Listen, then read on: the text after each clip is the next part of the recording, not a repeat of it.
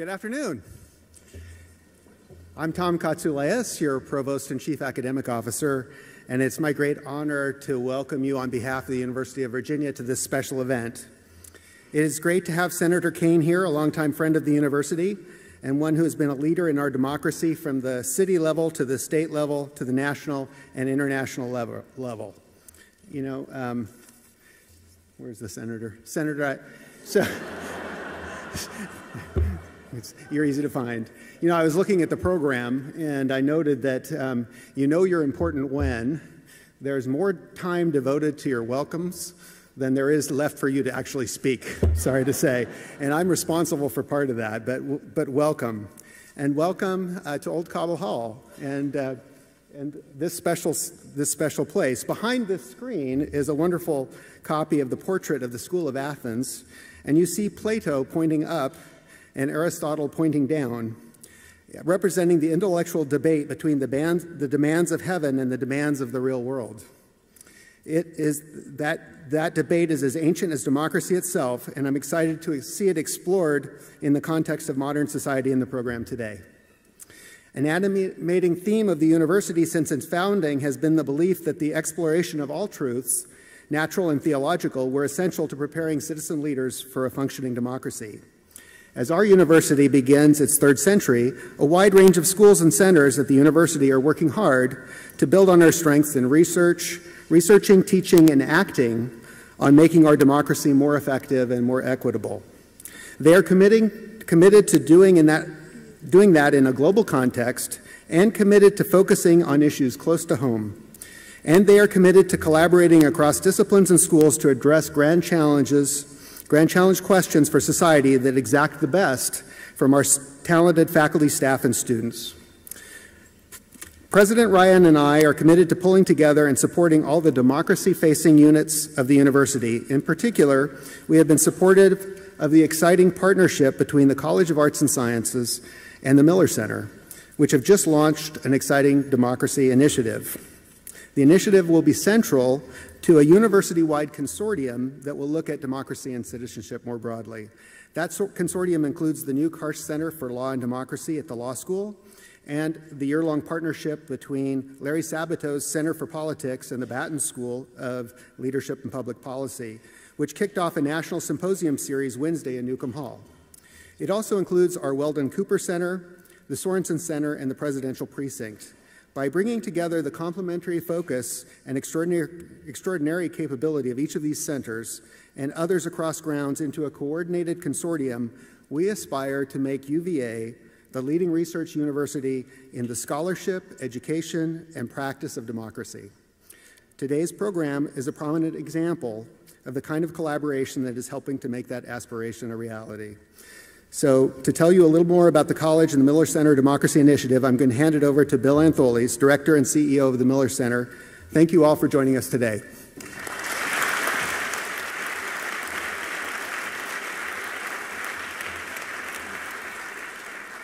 Thanks, Tom. I'm delighted that this is the first public event of the partnership between the College of Arts and Sciences and the Miller Center. As Tom mentioned, as you might have seen earlier this week, we launched this partnership, which over the next 5 years will address democracy in all its dimensions.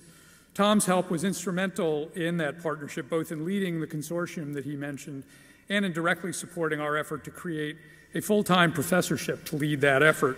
And of course, Ian Baucom, the dean of the college, has been the leader as well, having raised over $12 million to get it started. Melody Barnes, who couldn't join us today, will serve as who served as domestic policy advisor for President Obama and is from Timms, Richmond, Virginia, will be the co-director of that initiative, and we'll be launching a nationwide search for an academic co-director who will be her partner. The initiative will feature a series of democracy labs. Like a lab in a science department, these labs will include senior faculty researchers who bring together graduate students and undergraduates, and together they will deeply dive into problems and challenges in our democratic systems, both here in the United States and abroad. We envision the labs in 5 enduring research areas, such as governing institutions, civic identity, media and public discourse, growth and economic opportunity, and world affairs. The first event of that collaboration is today, and it's connected to the first lab that has been selected for that, which is one on race, religion, and global democracy. That lab is co-directed by Martine Halverson-Taylor, who is someplace here with us today, I know, because she was getting her ticket earlier. Where's Martine? Don't see her. Oh, way in the back. There's Martine, always taking the back seat. And Curtis Schaefer, who is going to introduce our panelists today. Curtis is the Francis Meyer Ball Professor and Chair in the Department of Religious Studies here. He's the author of 9 books, author or editor of 9 books, including the largest anthology of Tibetan literature in English, and most recently a translation of The Life of Buddha. Curtis also co-directs the half-century-old Tibetan Buddhist Studies graduate program at the University of Virginia. But before handing over the microphone to Curtis, a word of thanks to Senator Kaine. He has been an instrumental partner with us at the Miller Center on one of our signature undertakings over the past decade, which relates to how the presidency goes to war in a democratic society. The Miller Center had a blue ribbon commission that rewrote the War Powers Act, and Senator Kaine and his partner, Senator McCain, introduced that into legislative debate. We were never ever able to see it passed in Senator McCain's lifetime, but I know that Senator Kaine remains committed to it and will continue to fight that fight. Finally, a word of thanks to someone who's not here, the member of the Board of Visitors, Jeff Walker. Jeff heads the board's Committee on Research, has been a big supporter of the Democracy Initiative, and he's also been a great supporter of the Religious Studies Department, Buddhist Studies, and the Center for Contemplative Studies. And he's a big believer in bringing spirituality and mindful practice into our lives. And as a friend of Senator Kaine's, he's also instrumental in making sure that today's event happened. So, Jeff, as you're watching the live cast at home, thank you for all your friendship and support. With that, I'm going to turn it over to Curtis Schaefer to introduce our panelists. Curtis?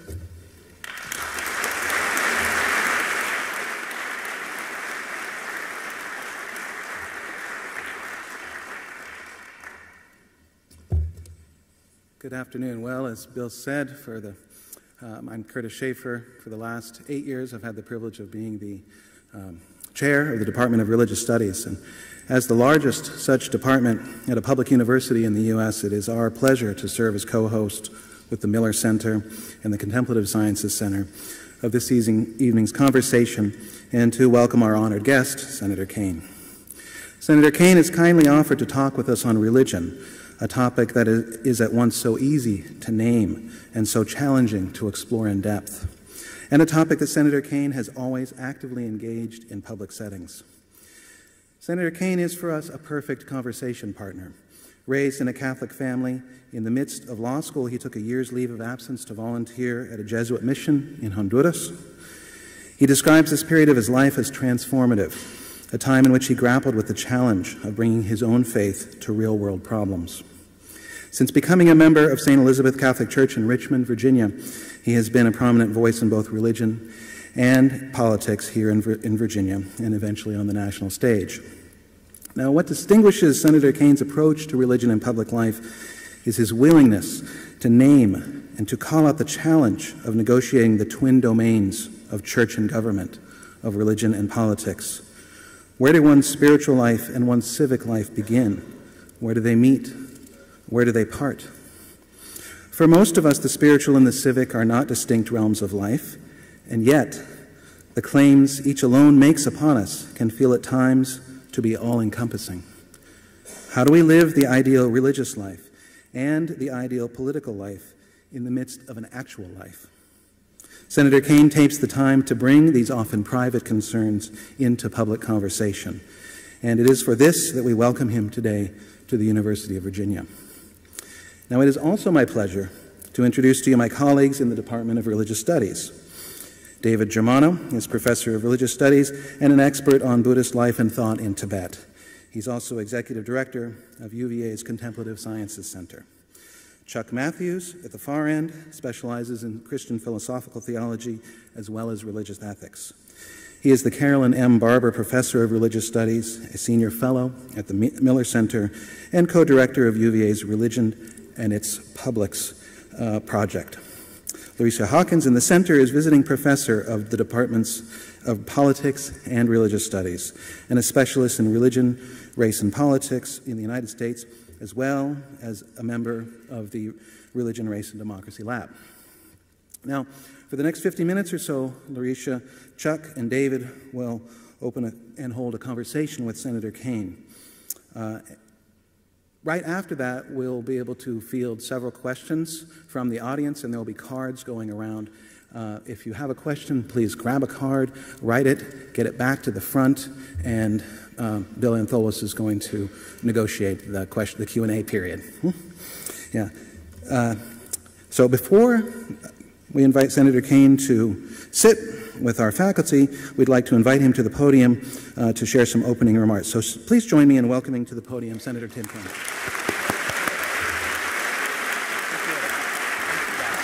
Hey, thanks so much. Thank you. Please. Thank you very much. Please. It is wonderful to be back at UVA and to stand on this stage. I had my first debate in my primary for lieutenant governor on this stage, and have so many wonderful memories of being here in Charlottesville and on the campus. So thank you for the opportunity to talk about the topic that I'm the most interested in. I want to take just about 10 minutes to kind of set the stage, and then I'm really looking forward to the dialogue with the panel and with all of you. And I want to talk a little bit about my own faith journey in life, but put it in a way that might relate to yours, because mine is not so interesting except as a starting point for you to grapple with questions that I think we all should grapple with. So I thought I would say a word about my own faith journey, say a word about religion, which I view as different than faith, and then talk about public life. My own faith journey. Curtis told you a little bit about me. I grew up in a very Irish Catholic household in Kansas City, but one of these Irish Catholic families, and I bet there are others that are like this, that we never talked about religion. We just always went to Mass. We were so frustrated, my two brothers and I, if we got back from a summer vacation on a Sunday night at 8:30 p.m. to Kansas City, my parents knew where there was a 9 p.m. Mass that we needed to go to. So Sunday Mass, regular observance, so important to my parents that even without talking about it, we absorbed it through them, through the way they treated others, through their passion to try to walk and live in the ways that were consistent with what we were hearing in church. I went to a high school run by Jesuits, the Society of Jesus in the Catholic Church, whose motto in their schools is, in a boys' school like mine, men for others or people for others, focusing upon your obligations to those.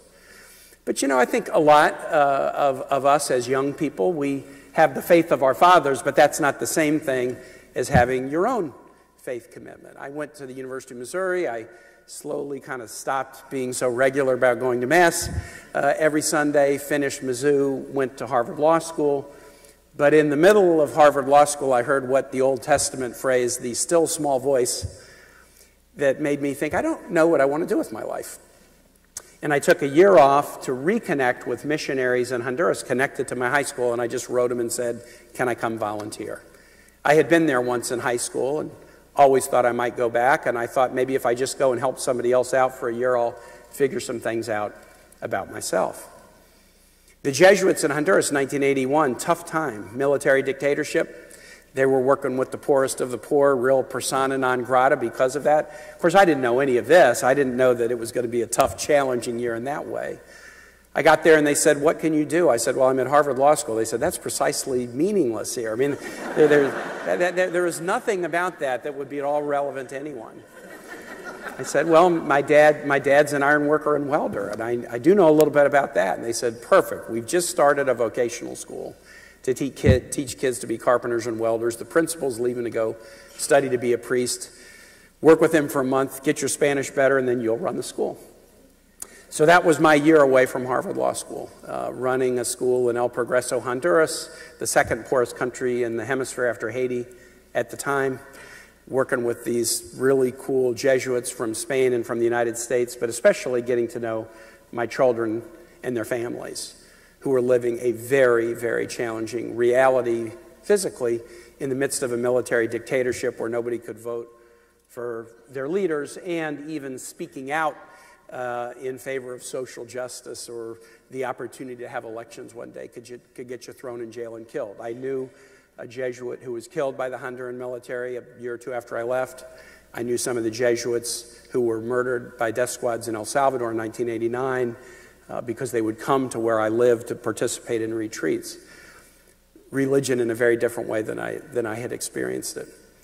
So by the time I got back from Honduras, I was a very changed person. In a way, that was the transition for me from a personal spirituality of doing what my parents did to a personal spirituality that was very much about action, but also, just for me, believing in the divinity of Jesus and thinking that, boy, this guy really at the pinnacle represents what it is to be a fully actualized human being. That same realization that has not only struck Christians, but Einstein loved Jesus, called him the luminous Nazarene. Gandhi loved Jesus. Thomas Jefferson, who didn't believe in all the miracles and any of that, but loved the lessons, loved the teachings. And that is my personal faith, still just trying to emulate in a very human and imperfect way a person who I think sets a perfect role model for me. So that's faith or spirituality or philosophy. And everybody in this room, you're on your own faith and spirituality and ethical path. We all are. Questioning, figuring it out, trying to decide whether there's a bigger meaning in life than just the immediate tasks that are before you. Religion is something different. We have our personal views, but we all also participate in every area of our life in institutions. And that step from a personal view to participating in a group or institution is a massive step in life. Because there's no group and there's no institution that is a complete match for my personal view. There's no group or institution that is, Tim Kaine can walk in and say, it's my way or the highway.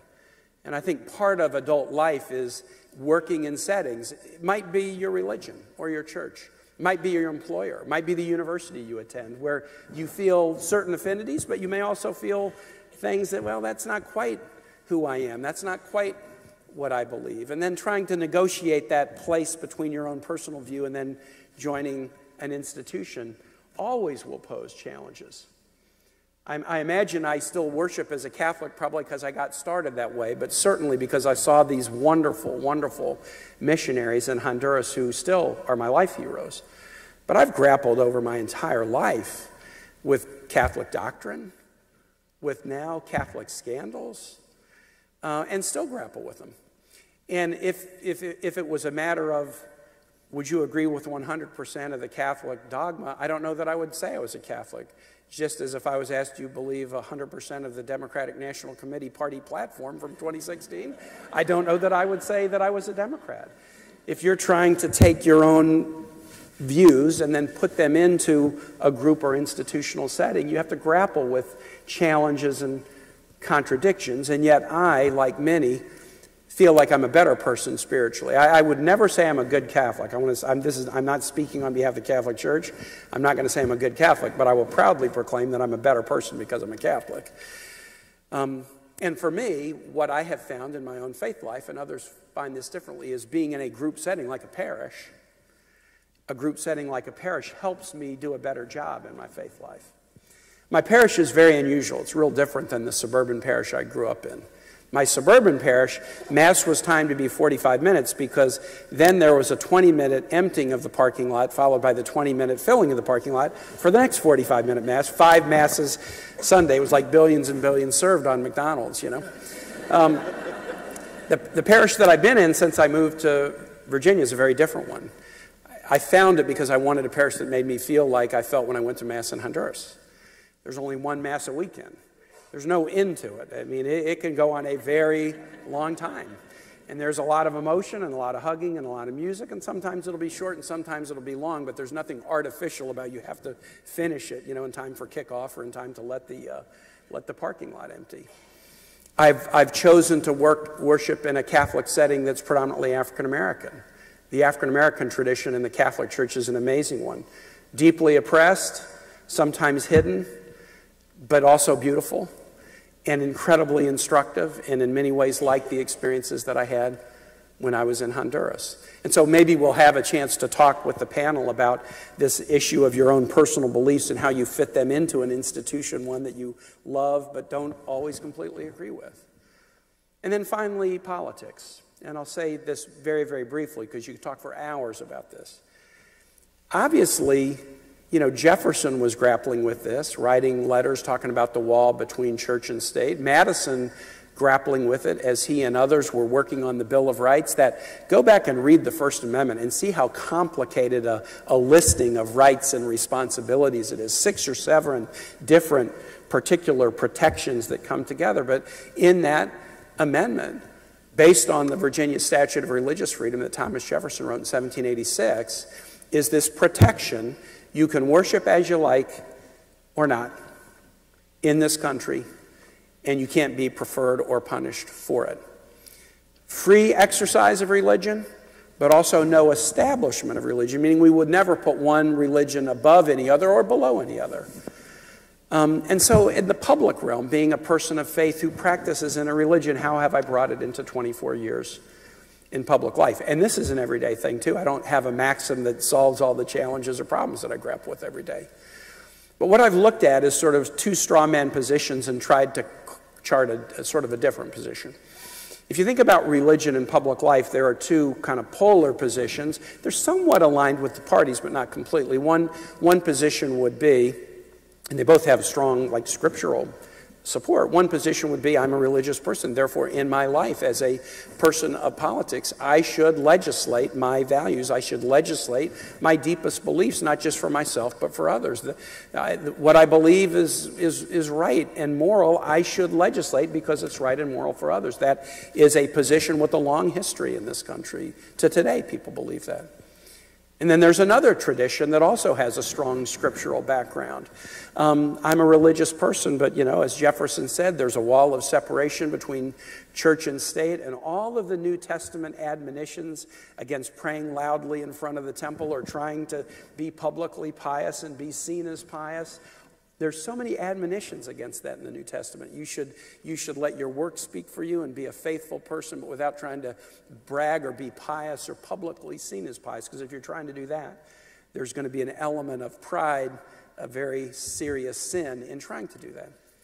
So do we either, as legislators or political officials, act to impose, enforce, legislate our values, or do we say that's off limit and we don't talk about our faith lives or our spirituality, because to do so would potentially divide or run the risk of succumbing to false pride? The way I've tried to look at it is this. Religion can be, throughout history, often is to today, a huge divider. But there is a way in which faith and religion can be, throughout time, a great uniter. And one of the ways that I have found it, there are other ways, but one of the ways I have found it to be a uniter is if you put it in this context. I should share my motivations with you. I'm not telling you to do this, and I'm not judging you if you do that, but what I should do is share my motivations with you. Those of us in public life, we share everything. We tell you that, hey, I like to play the harmonica, you know, or I grew up in Kansas City and my dad was an iron worker. We share everything. So why wouldn't we share what most motivates us? Politics, at the end of the day, is not about, here are the 10 positions I have on 10 issues. That's some of it. That's some of it. But if I told you the 10 positions I had on the 10 issues that you cared the most about, I can guarantee that if I was in the Senate a year from now, there would be a huge and important issue that the whole country would be talking about that wouldn't have been among the 10 that I described to you. Because new things happen all the time, and emergencies and challenges and surprises. If I tell you where I am in the 10, you may have no basis for judging how I'm going to deal with the really important one we're not talking about. But if I share with you my motivations, what motivates me to do what I do, that experience in Honduras and working with the poorest of the poor and being motivated by these great missionaries and trying to emulate them a little bit. If I share with you what motivates you, you don't feel judged by me sharing that. You don't feel like I'm telling you you have to be this or that. I'm just giving you a yardstick that you can use to A, try to determine what I might do, and B, even to constructively criticize and put some pressure on me. Hey, I thought you said this was who you were. Now something's coming up, and that's not really who you shared with us.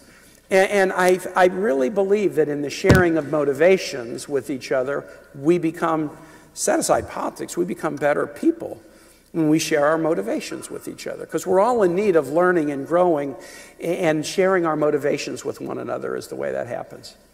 In public life, I know some amazing people who are very motivated, as I am, primarily by their own spiritual definition of their mission in life. I know people who would not describe their motivation as primarily spiritual, but they would say, this happened to me when I was a child. I don't want any child to ever have to go through this like I had to. Now, that's a motivation. That's a really important motivation to share. So there's so many different motivations that drive us in doing what we do. And the way I try to sort of square the role of religion or faith in public life is to view it as a sharing of my motivation in the hopes that if I share, others will share with me. And if they share with me, then I'll be a better person and maybe be a better public servant too. So to open it off, that's what I have for you. I'm really glad now to sit down and to visit with our panelists. Thanks for coming today.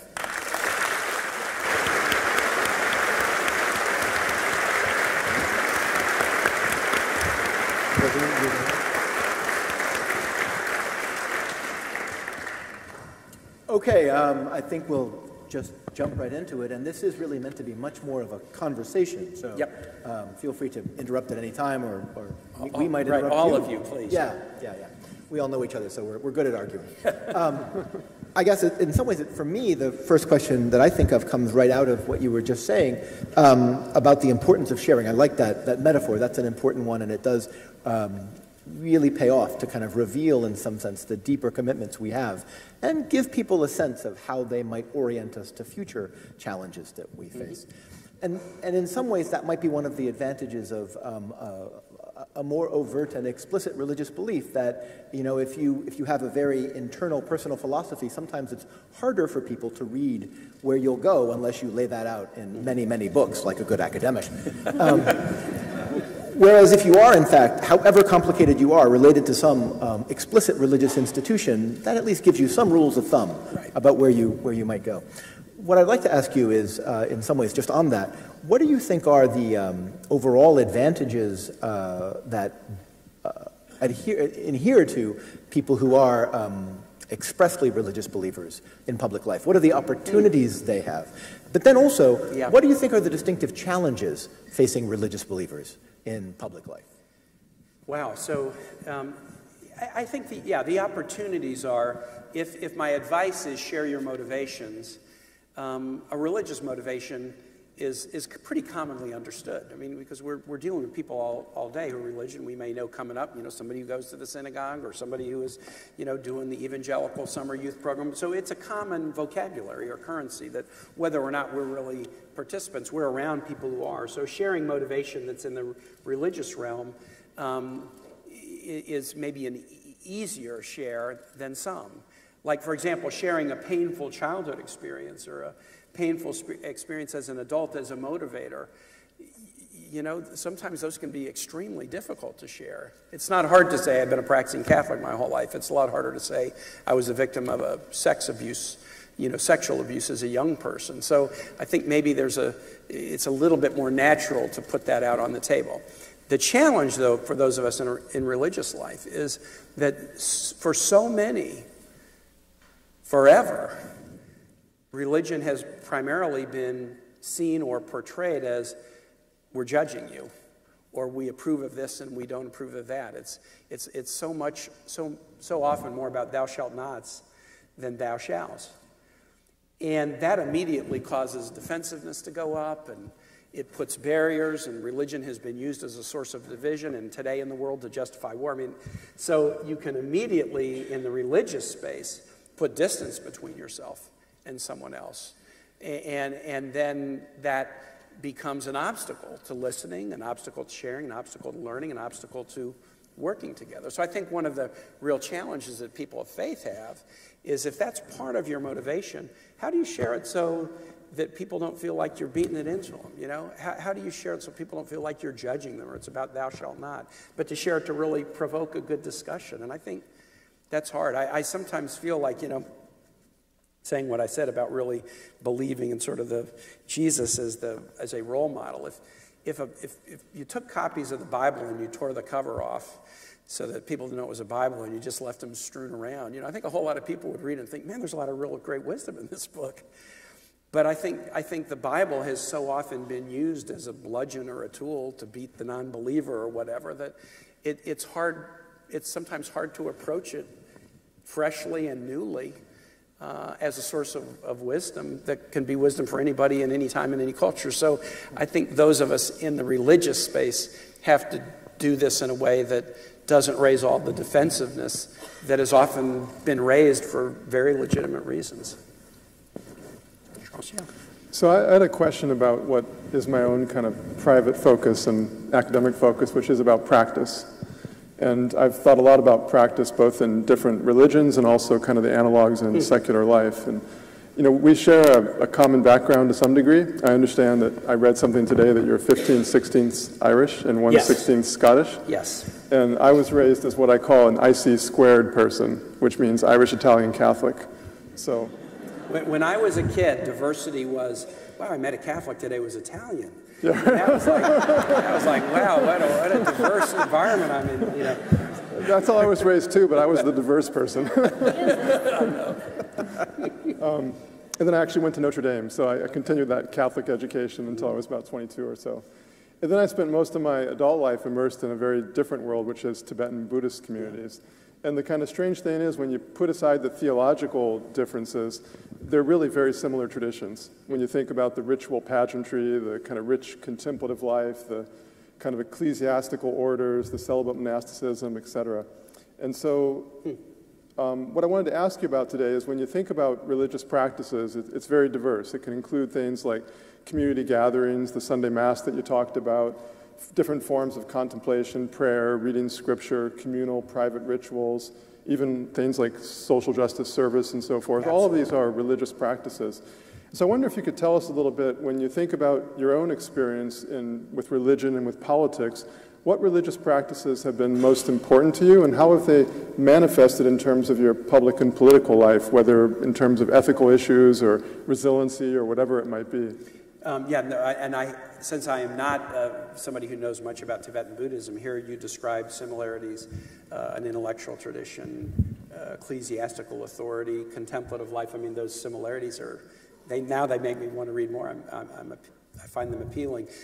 Yeah, practice. Hey, look, we all have practices. I mean, practices are habits, and some are habits that are sort of sanctified and made into rituals, but I mean, we all have practices. We all have philosophical, ethical, religious practices that we do because they bring meaning to our lives. I mean, for me, it's Mass, and I have a very unusual parish. And I love visiting as a politician. I visit a lot of different churches, and one of the things I love is hearing preachers and ministers of all different denominations, their own take, you know, how they view preaching. And boy, you just learn that authenticity is everything, and a million styles work if they're authentic, and any style that's not authentic doesn't work. So, but the Mass in my own congregation, which is very diverse, is something that I just find incredibly comforting. It's very emotional. I mean, my church involves a lot of tears, you know, and in a beautiful way. That was not my church experience as a kid. It is my church experience now, and human emotions are great. They're not to be put in a different part of life. They're fantastic. They're maybe the most sacred part of anything we bring to the table is our emotions. So Mass is really important, but also in public life. As a lieutenant governor and governor for 8 years, I was in what we called the Sunrise Caucus, which was a Tuesday 6:30 a.m. meeting with legislators of both parties that was kind of a Bible study prayer group. And I did that with legislators of both parties, people who I can't remember once in 8 years they ever voted for anything I ever proposed, but, you know, and then some who did, but that wasn't the point. The point was to learn from each other, and now I'm in something similar in the Senate. There's a prayer breakfast in the Senate that started in the 1950s every Wednesday morning, 8:15 to 9, 15 minutes of scrambled eggs, 5 minutes of prayer and opening hymn, and then 25 minutes of a senator or a former senator, and we alternate Democrat, Republican, talking about their faith life or spiritual journey, but sort of broadly defined. I mean, it might be, you know, a real churchy talk one week, and it might be how my mother helped me get over polio at a young age and the effect it's had on me. Or it might be a mentor and what I learned from a mentor. I got asked actually to be the speaker last week I wasn't supposed to be the speaker. They asked me 12 hours in advance. Somebody canceled. I said, well, I don't have anything profound to say, but I will lead a discussion about, let's all talk about what John McCain meant to us.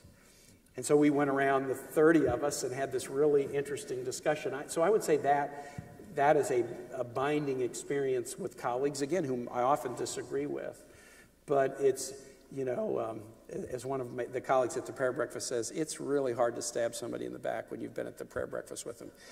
It's not impossible. It's not impossible, but it is hard. And so we don't go to the prayer breakfast to manufacture fake agreement or consent, but by understanding, again, each other's motivations, what's important to you or me, it gives us more of an ability to work together. Thanks. Senator Kane, you talked a little bit about your parish in Richmond, and by contrast, your parish in Kansas, where you grew up, and I grew up in Oklahoma. And knowing the different demographics of the Plains states versus Richmond, and thinking about your burgeoning political career, you were a civil rights attorney when you joined the church, from what I've read and from what I understand, and the kind of rituals that occur in a Black Catholic space. And I also studied Black Catholic parishes in Chicago. Oh, you did? So this is an area of interest of mine. St. Sabina Catholic Church with Father Flager, which is now the subject of a film. Parishes, especially Black parishes, generate their own kinds of local politics beyond the different kinds of rituals that blend Black Catholic Mass kind of dogma and doctrine with the best of Black church worship. And that sense of a spirit that emanates out of suffering and oppression. Clearly. And so thinking about your experience in the Mass amongst this Black community in one of the poorest parts of Richmond, how did that inform your decision to enter politics? Because you had a long local political career before. And how did that shape the kinds of issues you wanted to pursue? And I want to say a question as a political scientist, too, about representation. Because I'm guessing, as, in case you don't know, you're a white man. Yeah. But I'm glad they laughed at that. We got to have a sense of humor here. How did that also help you think about descriptive representation, how to substantively represent people who look different than you, whose socioeconomic situation is different than you, in a city where, when you started your political career, had the highest murder rate in the country, if I recall. It did. And, so two questions there. How did my church experience influence me into politics? And then how to represent a community. I was mayor of a city that was 60% African American. So how do you represent a community, or even a council district that was significantly diverse? How do you try to represent fairly all people if they have very different experiences than yours that you haven't lived and don't fully understand? So on the church side, I have a really hard time connecting the dots in my own life. Some other people might be able to look at it from the outside and see connected. I never thought I'd go into politics. I joined, my family's incredibly non-political. Now, my wife's dad was the first elected Republican governor of Virginia, so I married into a really political family. But when I came to Richmond, my whole goal was I want to go to a church where when I'm in the middle of Mass, it feels like I'm in Honduras, except I'll accept some English being spoken. And we went all over town. My wife, who's not a Catholic, but knew this was important to me, and then she went to St. Elizabeth's one day without me and said, no, he's going to like this. And when I came and visited, we went once, and we fell in love with the church, and then the next week we went back and said, hey, we're new here, but can you marry us in 2 months? I mean, we knew we had found the place, because it had that, the experience in Honduras was, it wasn't 45 minutes cut and dry. It was, a village in the mountains, they may get a priest for Mass once every 6 months. So there was going to be not just the Mass, but it was going to be 3 baptisms and 5 weddings and a couple of memorial services for somebody who had died 2 months ago. But it was, long and intense, and I wanted that. And you're right. I think the African American experience, you could have a Catholic Mass following all the order of the Mass, but it was the experience of suffering and solidarity born by suffering that made a Catholic Mass at St. Elizabeth's in Richmond, Highland Park, very similar to the Parroquia de las Mercedes in El Progreso. I mean, a very common experience. But I don't know how to trace that to getting into political life, although I guess I practiced civil rights law in Richmond, and I didn't run for city council until I'd been there 10 years. And I was fed up with racial division on my city council. Now, Richmond's a city with a history. We got a lot of scar tissue. You know, capital of the Confederacy, the legislature that formulated not just Virginia laws, but the General Assembly of Virginia, which started meeting in 1619, formulated the laws of slavery of the United States. There was not slavery in the English colonies at 1619, when the first Africans were brought ashore as slaves into the English colonies at Jamestown. There wasn't slavery. These slaves captured off an Angolan Portuguese slave ship, when they hit English soil, they became indentured servants. And there were white indentured servants in 1619. By 1640, indentured servitude had disappeared. For whites, it had been turned into freedom.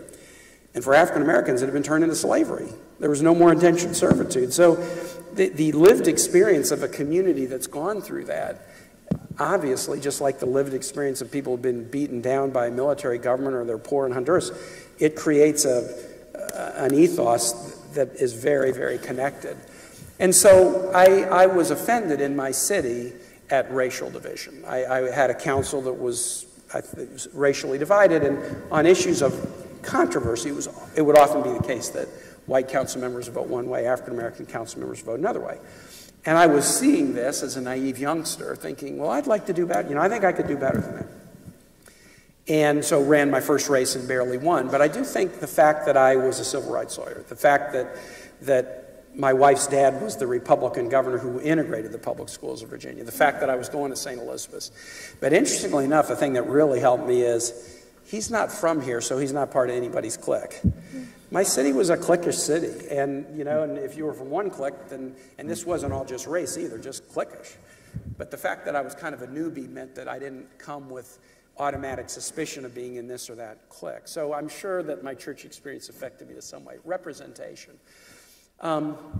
It's just about listening. I mean, you just have to listen as much as you can, and yet still not think that you know everything about somebody else's life. My friend Jim OLeary, who is my life hero in Honduras, by the time I worked with him, streetwise tough kid from St. Louis, never was ordained a priest because he didn't want to study theology or anything.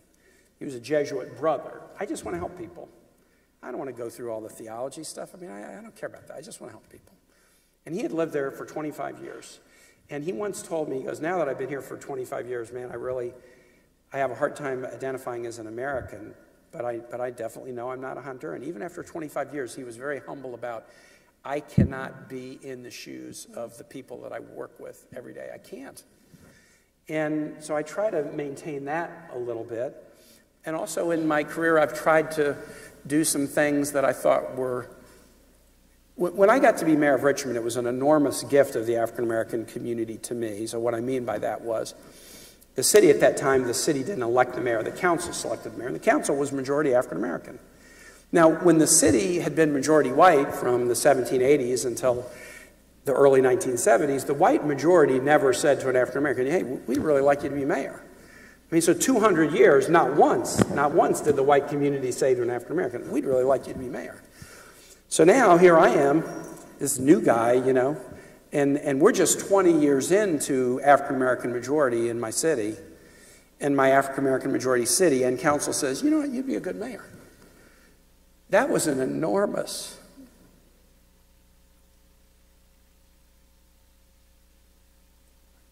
and really gracious and very humbling gift.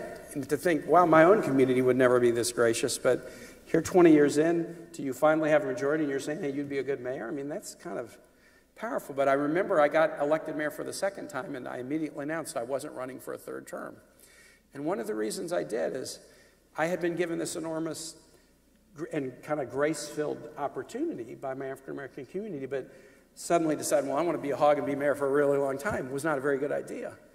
I should try to pave the way for the next person and try to extend something to the next person, just like the community in a really powerful way had extended something to me. So you do your best, but you also do have to try to train up, encourage, mentor, campaign with, fundraise for other people so that all communities can really represent themselves. Our representative body should look like the population looks. They don't. I mean, 20% women in Congress, when 50+% of the women are, I mean, we do not have legislative bodies that look like society looks.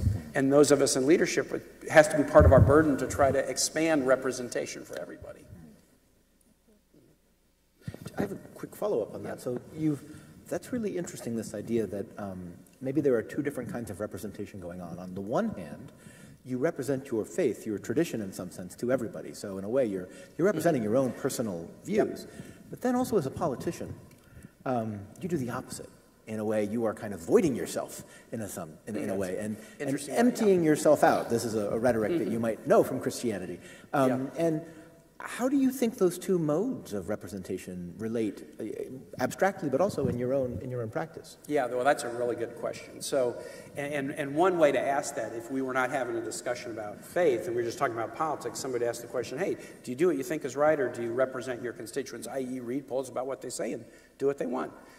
Is it what you think's right, or is it, as a representative, do you represent your constituents? And that's a continuous tension, The way I kind of grapple with that, and then you've added the spiritual dimension onto it, is I actually feel like my job is to listen as well as I can to everyone and then do what I think is right, rather than do the popular thing, what the poll says. But I always have to challenge myself, am I really listening to people? This gets harder and harder as you get older and older. As you stay in it, I've been in politics for 24 years now. I tend to think I know the answer, like really fast most times. As your skin thickens in this line of work, you can stop listening to people. I was talking to a CEO not long ago who had announced he was retiring, and I said, hey, you're still on a gun run, why'd you retire? I was dismissing other people's ideas too fast. I had been there long enough to know, well, no, somebody tried that 10 years ago and it didn't work, so I'm just going to dismiss it. He said, and when I heard myself doing that, I thought, nah, it's time for me to retire. And so I think the challenge for a representative is not to just be a scientific representative of the poll median on any question. That's not what you're supposed to do, I don't think. But I do think we have to challenge ourselves to listen to views, including views very different than ours. You know, there's one problem we have in politics right now is the Simon and Garfunkel lyric from The Boxer, man hears what he wants to hear and disregards the rest. We can all hear what we want. There's ways we can just get the news from the people we want and talk to the people like us. And we're even self-sorting by population now in this country in states. You know, if you look at state performance in presidential elections, almost all states used to be, 55-45 elections. But, you guys on the politics side know that you have a lot of states now that are in 60-40, 70-30. People are self-sorting where they live. And that makes it really easy just to listen to the people that, agree with you. And you have to force yourself not to. And sometimes I'm good at that, and sometimes I need to be better at it. Anytime you need someone to listen, just come to Charlotte. Yeah. Are these folks not shy about saying, like whatever is on their mind? So, all right. So I had a question as a follow-up to this issue of practices. When you think about the value that this has had in your life and the life of other people, for example, in your parish, these emotional experiences in Mass, these kind of aesthetic moments of inspiration, these kind of building trust and communality within the prayer sessions in the Synod and so forth. And you think then about how so much of our society is secular, and our main institutions that we invest public money in are secular, the school systems, hospitals, etc. Then how does it translate? So for example, if you think about pilgrimage, we all know where that went. It went into tourism. Very different kind of practice with regards to place and so forth. And another Catholic in Congress, Tim Ryan, has written a book, A Mindful Nation, that kind of explores some of these things. And our common friend, Owsley Brown, which the University of Virginia and the city of Louisville have partnered on this project called Compassionate Schools, which tries to look at elementary school education. And how can we translate some of these practices that in older times were the exclusive domain of religion into an elementary school education? Is this a problem? Is it a breach of the barrier between religion and state, or is it something that we need to revisit to think again about how secular life and secular institutions can be constituted? So I wonder how you think about those issues. Well, I haven't thought about it much, so you're asking me a good one. So, we had all these battles in court about prayer in schools. So that would be a preference of a religion over another, and it made people who weren't of the dominant religion feel excluded. So we're not going to have prayer in schools. We're going to have a moment of silence constitutionally where people can contemplate. But there's been this really cool move And the center here and some of the people connected with it are focusing on, can we put mindfulness, contemplation, spirituality, reflection back in schools in a meaningful way? Because it's not just the 30-second moment of silence before the Pledge of Allegiance. I mean, this is what we need to do to be good people, to go deeper and to reflect more and to be more intentional. Mindfulness techniques in schools are often used to deal with tough bullying incidences.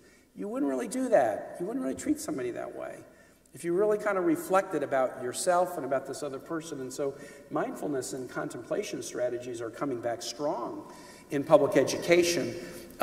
Not sort of mindfulness as religion or spirituality, but mindfulness as a life practice that will enable us to be better people. And I don't view those as at all challenging on church-state issues, and I view them as really helpful. They help us listen to one another more. You know, I mean, if I could just, like one piece of advice, I just think listening is the lost art in life, and politics certainly, but just all of life. People just don't feel listened to. And mindfulness and contemplation is ultimately about listening to myself, listening to greater wisdom, listening to others. I think this is my favorite prayer, and I'm just going to tell it to you, and because it's like eight concepts in 11 words, and it's from George Fox, who's the founder of the Friends, the Quakers. Walk cheerfully over the earth, answering that of God in everyone. Walk cheerfully over the earth, answering that of God in everyone. Let me just break it down for you. Walk. Got to be energetic. You know, faith shouldn't be just, you know, it's got to be active and energetic and dynamic. Cheerfully. It's not grim, duty-bound. No. It's got to be about joy. Over the earth. That means get outside of your own comfort zone and be in some other people's comfort zones. Answering. Walk cheerfully over the earth, answering. What do you have to do before you answer? You have to listen. You have to listen before you answer. So the word answering is about listening, and then answering is a response. So listen and respond. Walk cheerfully over the earth, answering that of God, the divine spark, in everyone, in every person. And so it's got kind of all this wrapped up in it, active, contemplative, out of your comfort zone, the divine spark, but it has, in the word answering, it has both listening and responding. And I think it's sort of the listening part of life that is so lost. I see this in constituents. They call my office and they're yelling from the moment my front desk person picks up the phone. And I asked one of my staffers, Liza, one day, because I could tell she was getting yelled at. I don't even remember what the issue was. I said, Liza, what? It was a hard day. Yeah, they were yelling, etc. They were yelling at me from the moment I picked up. But then she said this, the wisdom of a 24-year-old. But you know, it was interesting. When I asked them a couple questions, within 30 seconds that they weren't yelling anymore. Then we were having a really good conversation. I said, Liza, why is that then? Why are they yelling from the second you pick up the phone and then they're having a polite conversation with you 30 seconds later? She said, I think they felt like I wasn't going to listen to them. So they started yelling. And she said, and I think that's probably because they felt like they hadn't been listened to, that they've had the experience of not being listened to. So as we're thinking about, you know, the big topics of faith, religion, politics, public life, I mean, much of life is very elemental and simple in terms of the things that we should do for each other, and I think listening is an awful big part of it, and the things that I'm seeing, mindfulness and contemplative studies in schools, are really about the listening in all its dimensions. So, Senator King, can I interrogate that answer by way of another question, which is, you've come to Charlottesville, which is a place that has become a hashtag in the last year. Yeah. And you've come to a community that is broken and riven. And it's also a community that, and at a university that Thomas Jefferson built, and we can look up and we can see Monticello. Yeah. And what happened here a year ago is emblematic of what some people call the original sin of our country, but the reason that Nazis and white supremacists, neo-Nazis, marched around a statue of Thomas Jefferson is this intersection of our unsolved issues around race, religion, and democracy. And so when people in Charlottesville, when some of us hear a senator say we need to listen more, some people's answer would be, well, we've listened a lot. And there's a tension between listening to co-citizens who we acknowledge are created in the image of the divine, whether we say that as out of Namaste or Imago Dei, as you do in your Catholic faith. There's also time for resistance, speaking and acting prophetically. And many of us, both in academia, and I have friends who are professional activists, whatever the hell that means. Activists is on the Twitter page. I don't know if they get paid for that, but what we're wondering and really struggling with here in this community is we've listened a whole hell of a lot, and we want to know, in the age of America First, and Make America Great Again, the halcyon days of Monticello on a Hill, with Sally Heming in the basement, right? How are we going to, like, it doesn't seem like we've come very far, and listening isn't taking us there.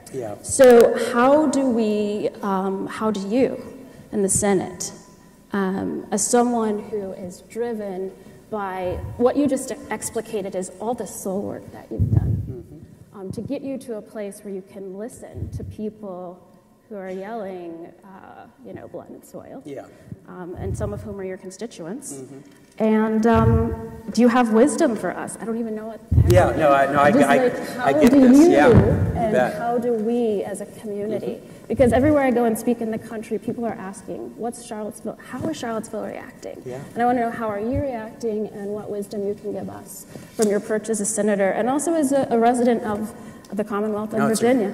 Great question. And you're right. I mean, it's easy for me to say, look, I've never in my life ever been treated badly and wondered if it was because of the color of my skin or because I was a man. If I get treated badly, it's because either I'm being a jerk or the other person's being a jerk. But it's not because of some endemic quality to me that I cannot change. So I've never faced that. So it's easy for me to say, hey, listen to offensive speech, for example. But I do believe listening is a precursor to action. So yeah, I was a listener, but I was a civil rights lawyer battling in courts all over the country for 17 years. I was a listener, but I listened, and then I do what I think is right on voting, civil rights and other matters. So it is, listening can be a palliative, right? We're going to have a community dialogue, but then if people feel like there's a community dialogue and then there's no action, then it becomes kind of embittering, like, well, why'd you even have me come in and talk if we weren't going to make changes?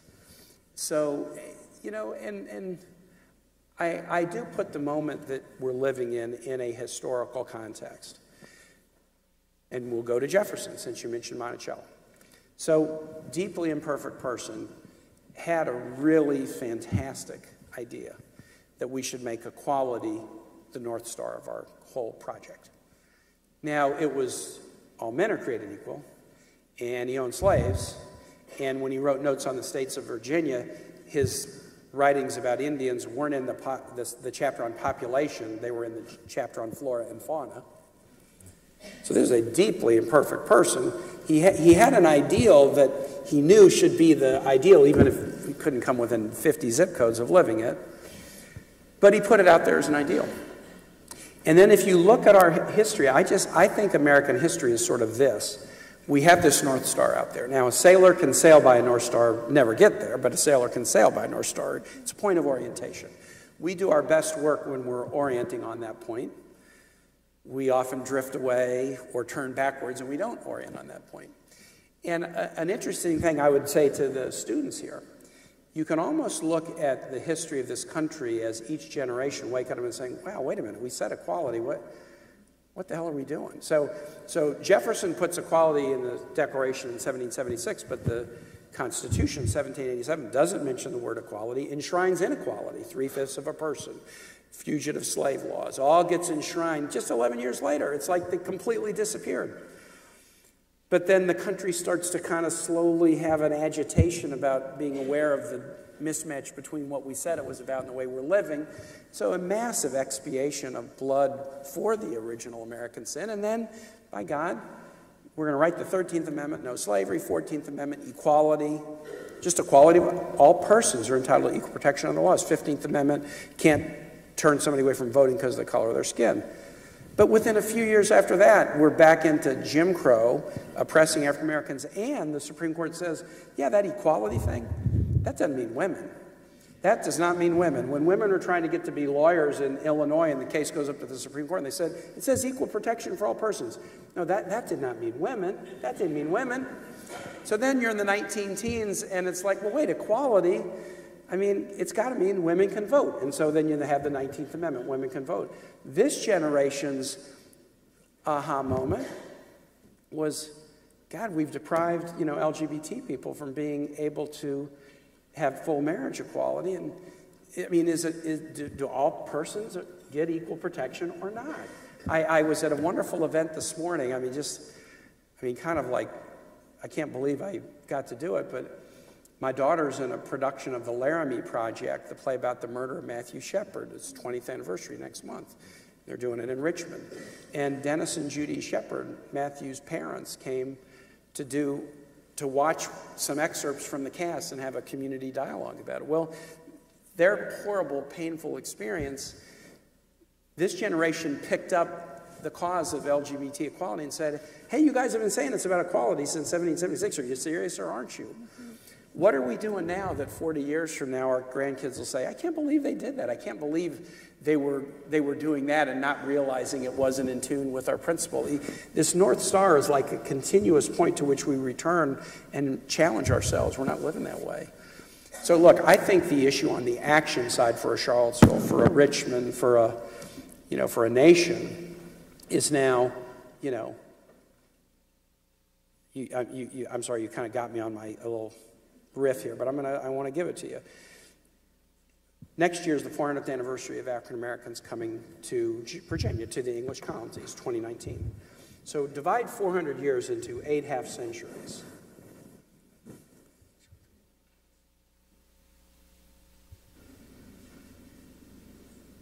$400 years into 8 half centuries.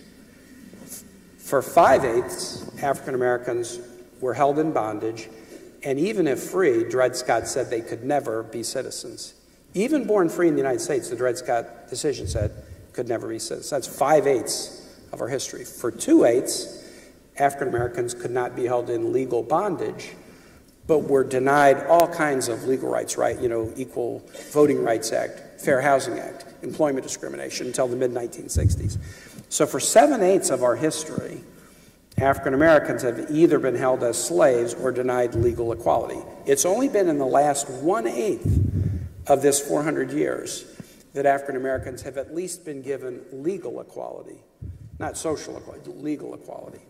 And so we grapple with questions of like wealth differential between Caucasian and African American families. I mean, if for 7/8 of your entire history here on the continent, you were held either in bondage or in legal second-class subjected status, we got a long way to go. And so I think the real issues for Charlottesville and Richmond and the nation are in the kind of wealth and income gap side, and meaningful, powerful step to promote, work wealth wages for African American and other minority communities. I use the African American example because we started there, but I think that is a next big civil rights frontier. There are others too, but that's a next big one. Mm-hmm.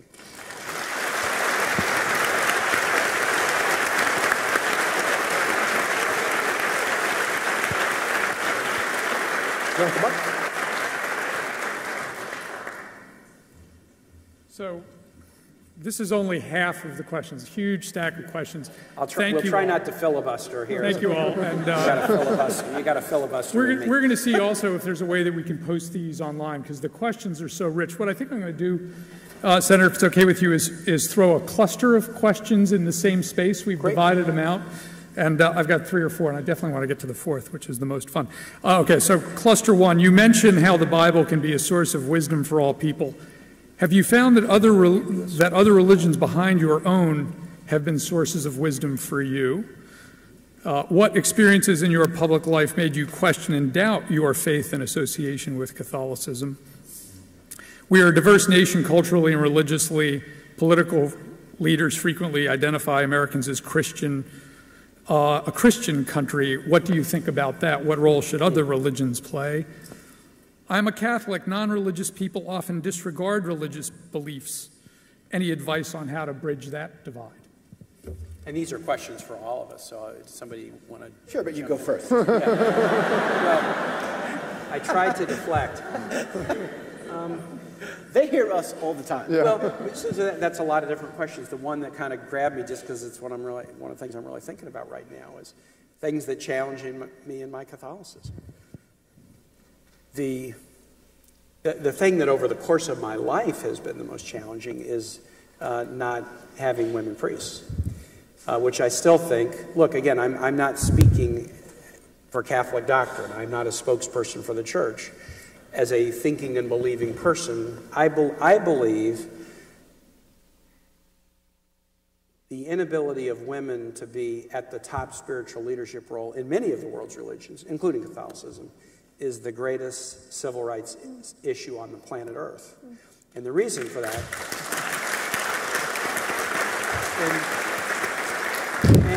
and the reason for that is, if you can explain in the spiritual realm why women should not have the same opportunities as men, then that is a justification for differentiation in every other realm. So I think a move toward complete ability of women to serve in the highest level of world religions in the spiritual realm would have a downstream consequence and not allow a justification for differential treatment in all kinds of other realms. And I would say that that's one that, I mean, you know, my wife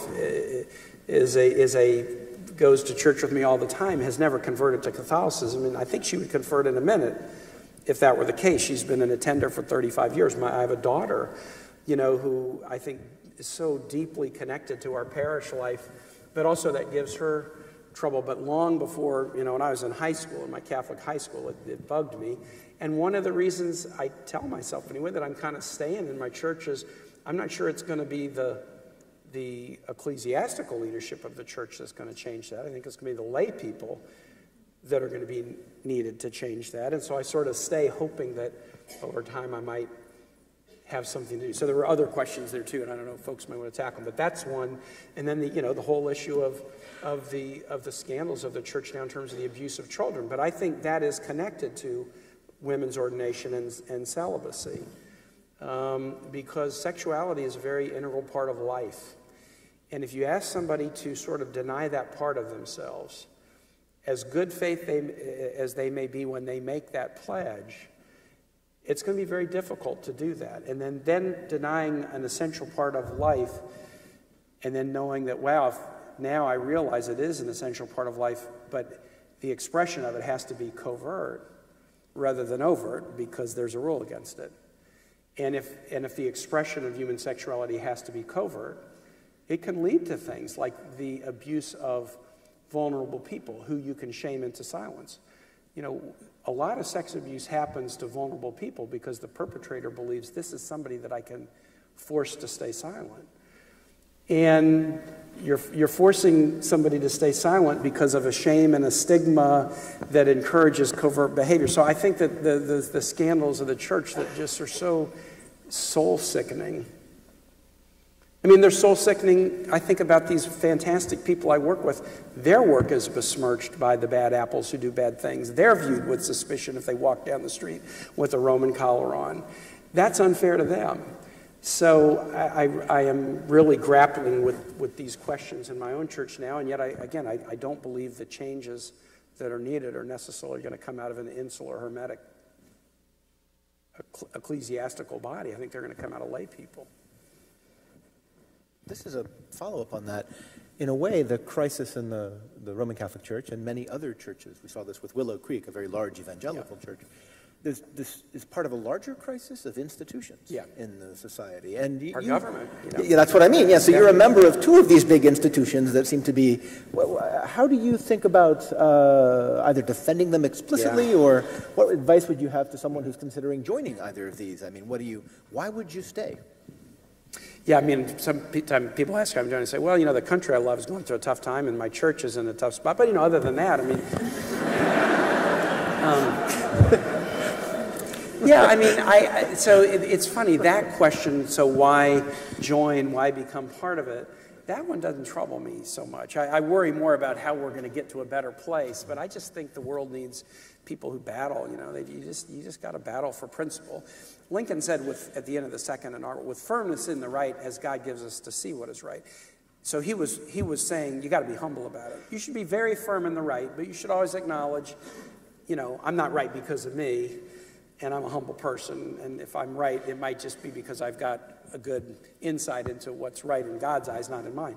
But I think you know, be the best you are at whatever. So I think that we need battlers in all spheres, and I'm incredibly heartened, as an example, by who I see going into politics these days. For a long time, I was getting depressed about politics because voting turnout was going down, and it was harder and harder to get really interesting people of different backgrounds to run. And there's a lot of good reasons not to run. You have no personal life, and fundraising is tough. There's a million reasons not to run. But what we saw in Virginia in 2017 and what we're seeing nationally now is a whole lot of young people who are like, well, okay, I never went to the county meeting, and I haven't, quote, paid my dues, and I'm in a district where it's so gerrymandered I can't win. Yeah, I get all that, but I'm running anyway. And last year in Virginia, that happened, and look what happened. We won more seats in the legislature than we had since 1872. 11 of the 15 people who won were women. Many were first-time candidate, Asian American, African American, Muslim American, Latino American, immigrant-born, LGBT, openly transgendered. Most of these people have been told, you can't win, or you're great, but you can't win in that district. And they said, yeah, no, I'm sure I can, but I'm going to run anyway. So I'm seeing in a tough time, it's not like keeping people away. You know, there would be a Catholic thing to go to the broken place, and I think a lot of people are seeing there's a broken place, and, you know, out of all traditions, they're responding to try to be part of repairing the broken place. So buy low and don't sell high. Yeah.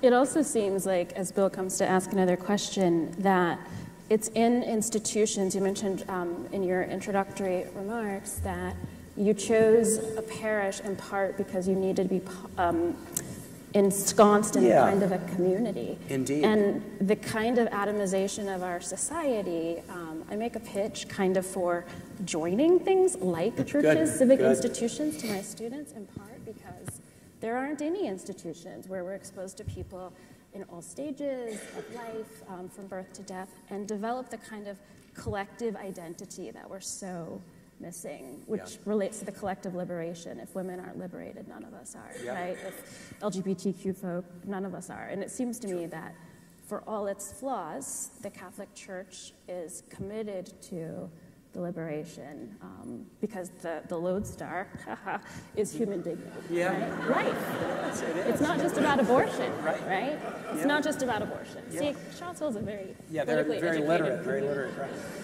I'm so glad you mentioned that, because institutions can be like so frustrating, right? I mean, like the Senate, for example. I mean, it's so frustrating.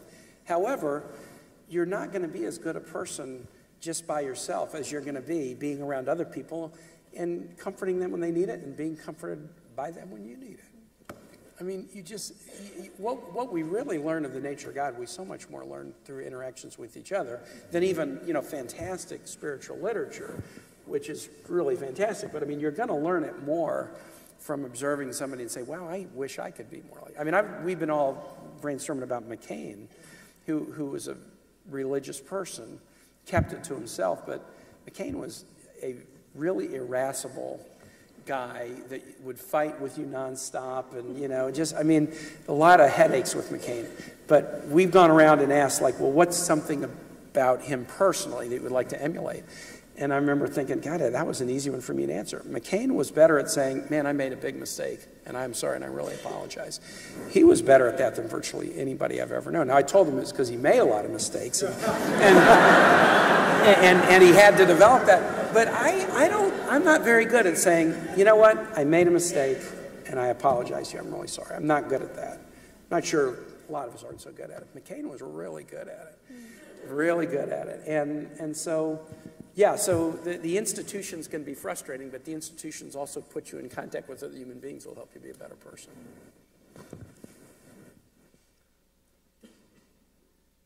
Okay. The latest religious demographics suggest around 20% of Americans do not identify themselves with any religion. However, there is an openly non-religious member of Congress. How do you, as a person of faith, represent the interests of non-believers? Another question, how do we make room for non-spiritual and non-believing individuals to enter public and political life without stigmatization? Does the rise of slightly differently, does the rise of so-called spirituality and non-affiliation in America worry you? Do you fear that the next generation won't have the same motivation? Yeah, well, please. I mean, again, there's... And once again, well, you're... Well, if it's a representation question, no, I have really, I have real good friends who are part of organizations that are very devoted toward, secular humanism and non-religious, non-spiritual philosophy, ethics, and they always challenge me on this. I mean, they've done a good job, and I have dialogue with them a lot. And often the dialogue comes up in things like my work on the Armed Services Committee. Hey, who's the chaplain for people who, don't have a religious belief? There ought to be an advisor. There ought to be somebody to help you work on PTSD issues or work on the issues of your connection to the folks in your platoon. And so that's one of the ones I said earlier, if I have to challenge myself to listen to people who come at issues very differently than me. But they have been able to affect me, and then I've been able to go into some of the defense authorizing bills and things and try to open up broader space for people, because it really is important that this free exercise of religion and no established religion, it's not just religion. What Jefferson talked about was nobody should be preferred or punished based on how they worship or not. And from the very beginning, it was understood that how you worship or not should not give you an edge, and it should not be used to your disadvantage. So we have to protect everybody in that space. I think we're all seekers, right? I've never met a person, the guy that I know whose face is coming to my mind, who's always talking to me about these issues. I mean, he's the most, intense and curious seeker, of anybody I know. You are a religious person. You just don't know you're a religious person. We have that fight a lot. But we're all seekers, and we have to protect that broad ability of all to seek in the way that they feel comfortable. There's a famous anecdote about Reinhold Niebuhr that he gave a great sermon once, and a friend of his, Louis Brandeis, who was a pretty atheistic Jewish guy, came up to him afterwards and thanked him and said, "May a believing unbeliever thank you for your sermon." And without missing a beat, Niebuhr said, "May an unbelieving believer accept your thanks." Wow. And that idea that everybody has both belief and some disbelief, which I think might actually be in the Gospels a little bit somewhere. Lord, I believe, help me in my unbelief. Somewhere I heard that. It's a powerful phrase, a very mysterious phrase in the New Testament. Lord, I believe, help me in my unbelief. Yeah. But that's just an acknowledgement that, we're all, anybody who's too sure of themselves, you got to be wary of them, right? But we all are grappling with these questions and then re-grappling with them. It's not like we answer them, and then that answer is sufficient for the rest of our life.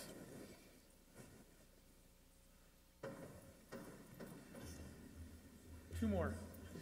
As people of faith, how do we speak across parties with kindness and empathy when so much of what is currently happening elicits indignation and fury?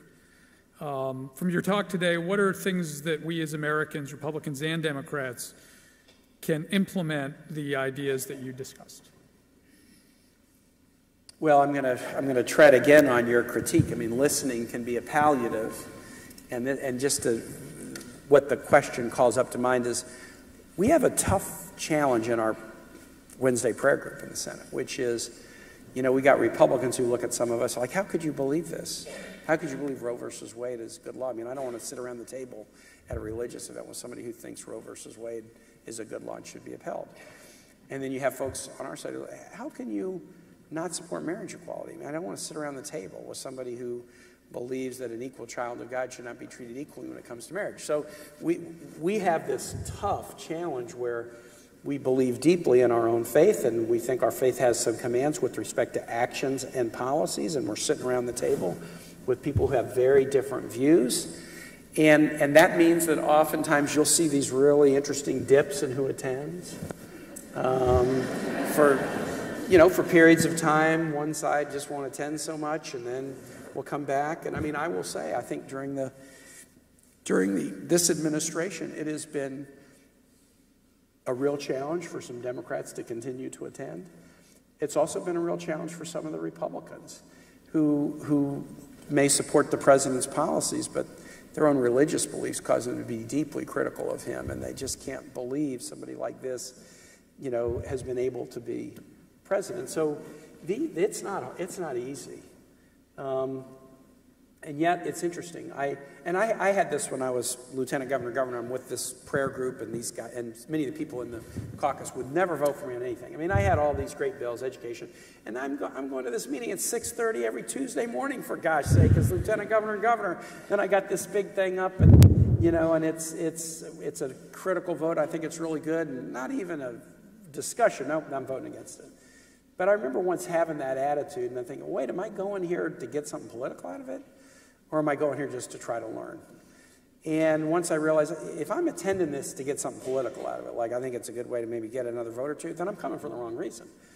I should be coming to this just to, again, listen and then take the action that I think is right. But there's something in here that I am going to learn from today. And I think that that's the way we ought to treat each other across political divides, across religious divides, across demographic divides.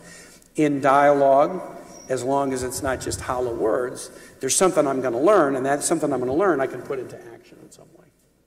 You know, it reminded me a little bit of, I was talking a number of years ago with a leader of an evangelical NGO about the work they were doing in Pakistan, and he was explaining to me why an organization like that would be welcome in Pakistan as opposed to USAID, which has had a more torturous relationship. Mm-hmm. And he said it was because they recognized, despite the divergence in beliefs and practices, that they shared values. They didn't share the same values. Mm-hmm. They just shared the notion of a value, mm-hmm. of having values, of aligning your life with values. And it made me think of when you were talking about the love that you have for your own world, the Catholic world, a community, a love for the people, the practices, the ideas, and so forth. And other people might have a very different notion of what theology is, mm-hmm. or what worship is. But they also love their world, and that we could share that love and share that notion of values, even though the things we love and the things we value might be quite different. It is. I think that's a cool thing, and we can also help each other be better. I mentioned I have a very good friend here. I guess I didn't mention it. A very good friend here who's the Hillel minister, Jake Rubin. Some of you might know Rabbi Jake. Rabbi Jake was a little kid in my neighborhood, and his dad's one of my best friends.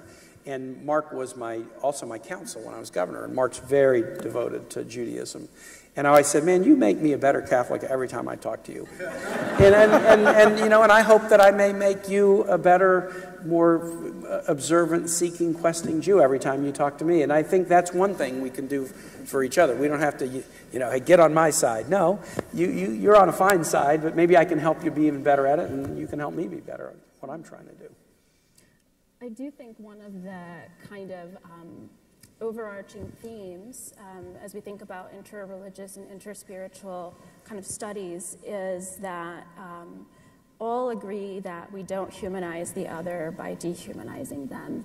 Absolutely. And part of what you're doing by going to these prayer breakfasts is rehumanizing people who your institution has come to a point, Congress, where Republicans dehumanize Democrats because they're ostensibly pro-choice, but you're not, and vice versa. Mm-hmm. So coming close, but then also with regard to listening to a point, but also love is resistance. And what strikes yep. me as what your father-in-law did.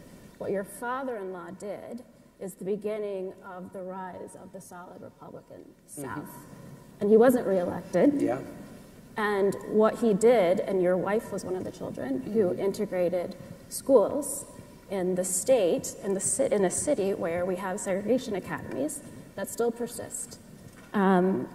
His act was an act of love and resistance that mm-hmm. cost him, mm-hmm. and that changed the nature of our party system in the country. Completely, and we're reaping that now. Mm-hmm. But I want to say that listening can be resistance, but what we're also committed to, and what I hear you being committed to in your Catholic values, is if standing between oppressor and oppressed means giving your life by humanizing the other, giving up your political career by making choices, it sounds like your Catholic Catholic social teaching and those things that have informed your life.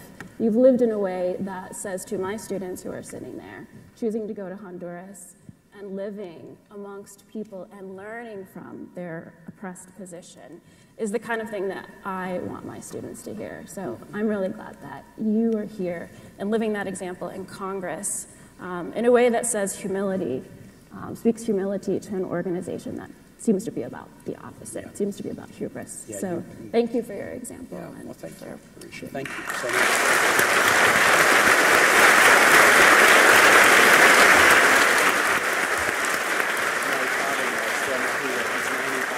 Larisha proving that she's a good Miller Center alumnus, because Linwood Holton was instrumental to the founding of the Miller Center, so very well done. And to that, the final cluster of questions. Is the Miller Center also studying possible future presidents as well as studying past and present? Question 2, will you run in 2020? Question 3, who will be your running mate in 2020? So again, I'm gonna offer it to the audience.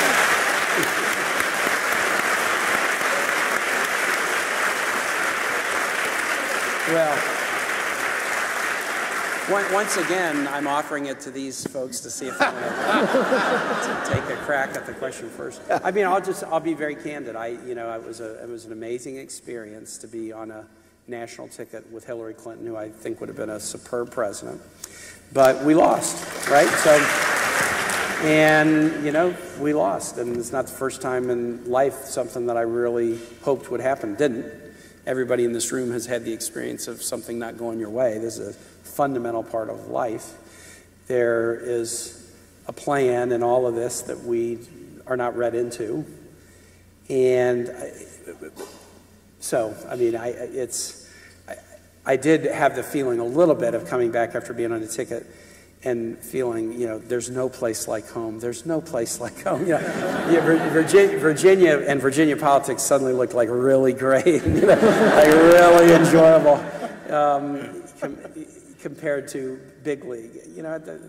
There's a lot of politics, and occupational hazard in politics is that we overuse the word I, me, and mine. That is a very significant occupational hazard in politics. And I have been able to have thus far a political career, sometimes kind of accidentally and serendipitously, where I think I have not had to overuse I, me, and mine. And the next level of politics is one where it's very hard.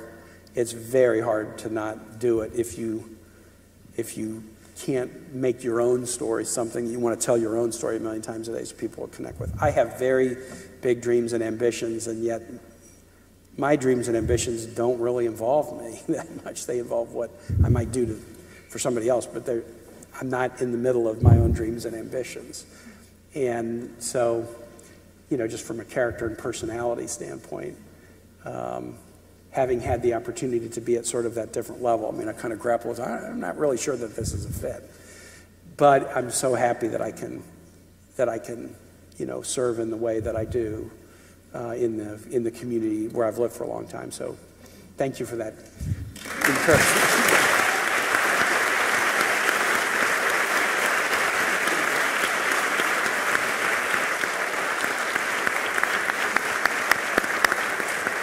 Well, Senator and Chuck, Larisha, and David, thank you, and thank you all for coming out at the beginning of a hurricane. We were fortunate to get this in, and we hope that you all will have a great weekend, and join me in thanking the Senator once again for joining us.